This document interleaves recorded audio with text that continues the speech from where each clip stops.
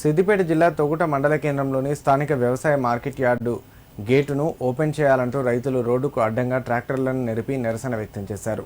ఈ సందర్భంగా రైతులు మాట్లాడుతూ నిన్న ఉదయం నుండి మొక్కజొన్న ధాన్యంతో ట్రాక్టర్లు మార్కెట్ బయట బారులు తీరాయని రైతులు తెలిపారు.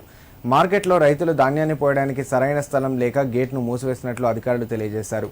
ఇదే విషయం అధికారులను అడగగా తూకం వేసిన ధాన్యం మిల్లర్లకు తరలించడానికి లారీల కొరత ఏర్పడిందని, దీని ప్రభావంగా ధాన్యం కొనుగోలు జాప్యం జరుగుతుందని తెలిపారు.